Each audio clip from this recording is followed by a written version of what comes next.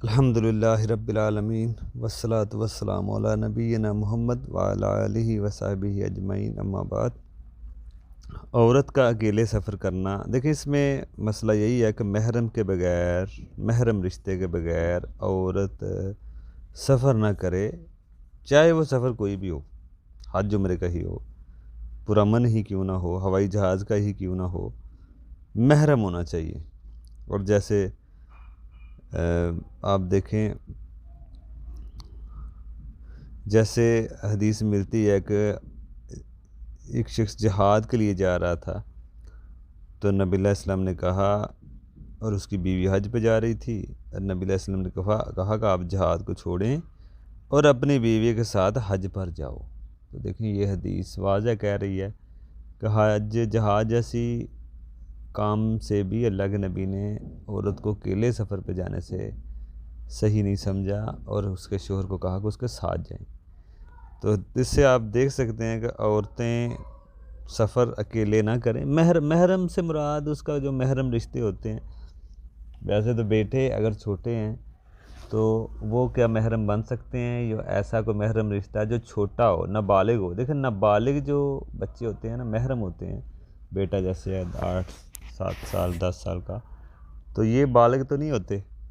یہاں 15 14 سال کا بچہ ہو جب کہہ سکتے ہیں ہم بالغ ہیں، سمجھدار ہیں، شعور والے ہیں، تو وہ محرم بن سکتا ہے، ساتھ سفر کے لیے جانے کے لیے محرم وہ بن سکتا ہے۔ لیکن اگر کوئی محرم رشتہ ہے لیکن بچہ نابالغ ہے، کوئی بالغ ہے، تو پھر وہ نہ ساتھ لے کے جائیں، وہ محرم نہیں بن سکتا سفر کے لیے۔ سفر کے لیے محرم بننے کے لیے شرط یہ ہے کہ بچہ کوئی بھی آپ اپنے ساتھ لے کے جا رہے ہیں وہ بالغ ہو، زیادہ یعنی کہ چھوٹا بچہ نہ ہو۔ آپ کہہ لیں چلیے یہ ساتھ ہمارے ہے محرم رشتہ ہے، لیکن ہے وہ بچہ، تو پھر نہیں۔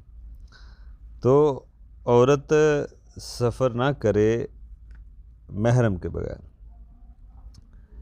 تو اس لیے بعض اہل علم کہتے ہیں کہ اگر سفر پرامن ہو، کچھ شرائط کے ساتھ اجازت دیتے ہیں، جیسے امام مالک ہیں، وہ کہتے ہیں اگر حج کا سفر، عمرے کا یا کوئی ایسا سفر ہے تو وہ پرامن سفر ہے، تو پھر وہ عورتیں ہیں ساتھ، یا کوئی ایسا مسئلہ نہیں ہے، عورتیں صحیح ہیں ساتھ، نیک ہیں، تو ہو سکتا ہے کہ ان کا فتویٰ ہے۔ باقی حدیثیں سے تو واضح بات آپ نے سن لی ہے۔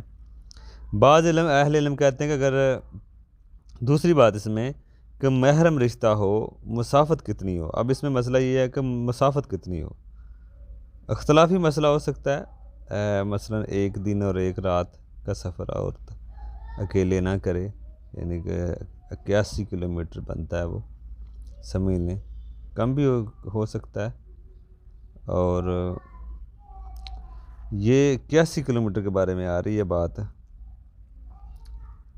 تو اگر اس سے کم ہے تو عورت جا سکتی ہے، جیسے شہر کے اندر ہی جانا ہے، سمجھ لیں آپ، نزدیک ہی ہے، عورت شہر کے اندر کہیں پہ جانا ہے، بازار یا ویسے، تو اس کے لیے تو محرم کا نہیں ہے۔ لیکن اگر لمبا سفر ہے، 1 دن اور 1 رات، 81 کلومیٹر جو علماء نے کہا ہے، ویسے تو اختلاف اس میں پایا جاتا ہے، کچھ اختلافی باتیں ہوں گی، لیکن برحال اگر شہر کے باہر جانا ہے عورت نے، لمبا سفر ہے، تو وہ محرم کے بغیر نہ کرے۔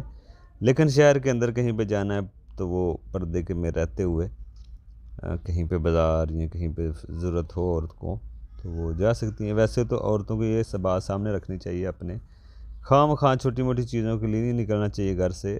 مسجد جیسی جو جگہ ہے اس سے بھی کہا گیا ہے کہ عورت کی نماز افضل ہے، مسجد سے بھی افضل ہے گھر کے اندر کہیں حصے میں پڑھے وہ۔ تو آپ مسجد سے افضل کہا جا رہا ہے نماز کو عورت کے گھر کو، تو اس لیے یہ فتنے کا باعث بنتی ہیں عورتیں۔ تو عورتوں کو بڑی ضرورت ہو تو پھر بازاروں میں جانا چاہیے، کیونکہ بازار تو سب سے بری جگہ ہے شریعت کی نظر میں۔ تو یہاں پہ سب سے افضل جو جگہ ہے وہاں سے کہا گیا ہے کہ گھر میں نماز پڑھے افضل ہے، تو وہ تو پھر بازار ہے۔